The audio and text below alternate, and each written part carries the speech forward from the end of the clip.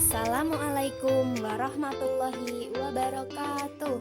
Hai teman-teman semua, ketemu lagi bersama saya Irma Stiani dari kelas 4 PGSD A7. Kali ini kita akan membahas materi tentang problem based learning atau yang biasa kita singkat dengan PBL. Jadi, sebelum itu kita harus mengetahui apa sih pengertian dari PBL itu sendiri. Kalau begitu, mari kita pelajari pengertian PBL menurut beberapa para ahli. Pengertian problem based learning menurut dari beberapa para ahli. Yang pertama ada dari Frankel and Thorpe 1995 dalam Aris Soymin 2014-130, dan yang kedua ada dari Kamdi 2007-77, dan yang ketiga ada dari Dutch 1995 dalam Aris Soymin 2014-130. Yang pertama, menurut Frankel and Thorpe, PBL atau Problem Based Learning merupakan pengembangan kurikulum dari sistem pengajaran yang mengembangkan secara stimulan strategi pemecahan masalah dan dasar-dasar pengetahuan dan keterampilan dengan menempatkan para peserta didik dalam peran aktif sebagai pemecah permasalahan sehari-hari yang tidak terstruktur dengan baik. Yang kedua, menurut Kamdi 2007-77, model pembelajaran PBL diartikan sebagai sebuah model pembelajaran yang di dalamnya melibatkan siswa untuk berusaha memecahkan masalah dengan melalui beberapa tahap metode ilmiah, sehingga siswa diharapkan mampu mempelajari pengetahuan yang berkaitan dengan masalah tersebut, dan sekaligus siswa diharapkan akan memiliki keterampilan dalam memecahkan masalah. Dan yang ketiga, menurut Dutch 1995,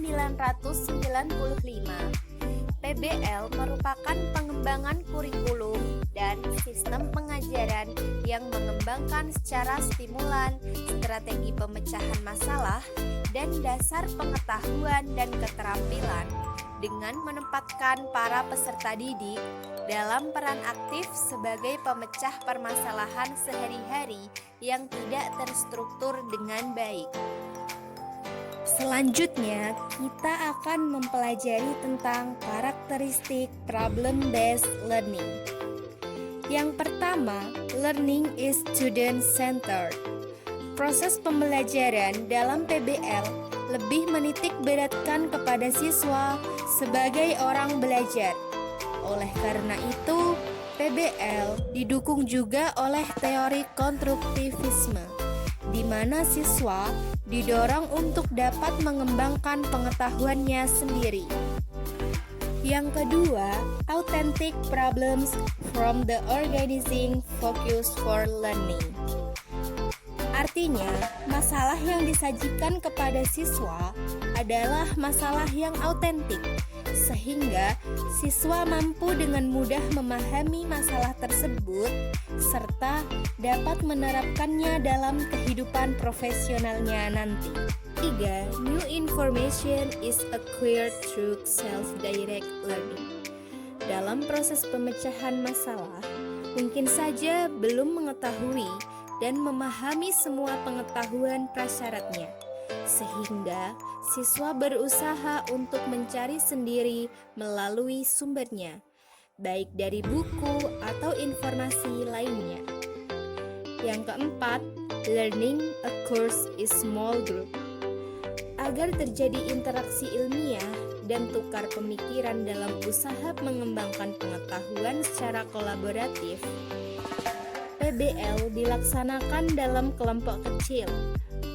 Kelompok yang dibuat menuntut pembagian tugas yang jelas dan penerapan tujuan juga harus jelas. Yang kelima, teachers act as facilitator. Pada pelaksanaan PBL, guru hanya berperan sebagai fasilitator.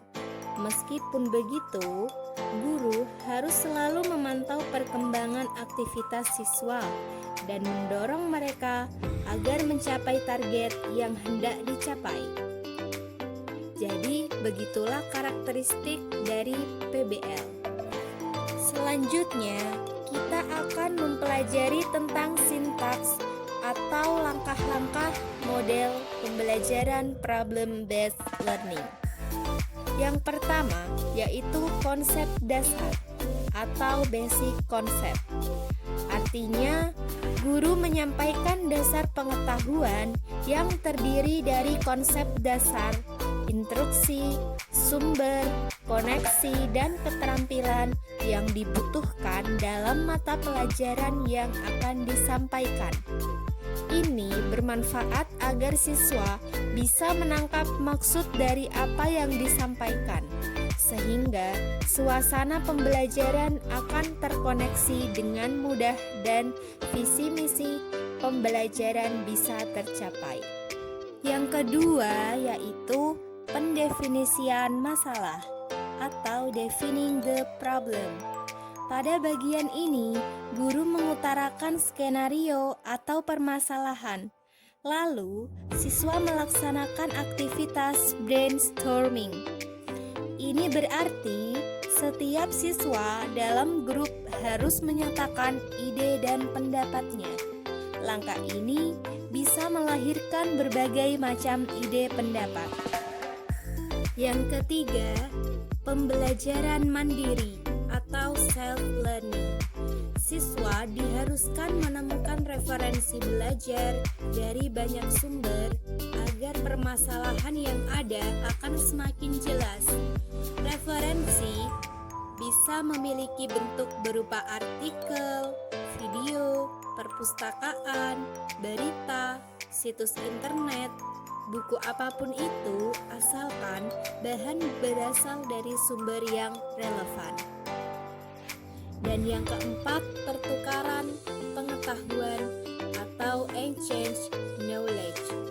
Sesudah siswa memperoleh referensi yang diinginkan untuk penajaman materi, pada pelajaran selanjutnya siswa diminta untuk berdiskusi dalam sebuah grup untuk mematangkan bahan sumber, lalu merumuskan solusi untuk permasalahan grup, sehingga pertukaran pengetahuan dalam grup diskusi bisa dilaksanakan dengan baik. Yang kelima, penilaian atau assessment. Terdapat 3 bagian yang harus dilakukan ketika penilaian, yakni sikap, pengetahuan, dan keterampilan. Seluruh penilaian dalam kapabilitas siswa dalam memperoleh pengetahuan terdiri dari aktivitas pembelajaran yang dilaksanakan. Di antaranya adalah laporan, catatan, pekerjaan rumah, kuis, ujian tengah semester, dan ujian akhir semester. Setelah mempelajari sintaks atau langkah-langkah model PBL, selanjutnya kita perlu mengetahui apa kelebihan dan kekurangan dari model PBL. Kelebihan model PBL diantaranya 1. Pemecahan masalah bisa menumbuhkan semangat siswa dalam kegiatan belajar. Yang kedua, bisa bermanfaat untuk menemukan cara agar menerangkan pengetahuan kepada orang lain. Yang ketiga, memberikan rasa tanggung jawab dalam belajar. Selain itu, penemuan solusi juga mengembangkan siswa untuk bisa refleksi diri terhadap proses belajar. Yang keempat, siswa mengetahui bahwa setiap pembelajaran pada hakikatnya adalah cara berpikir.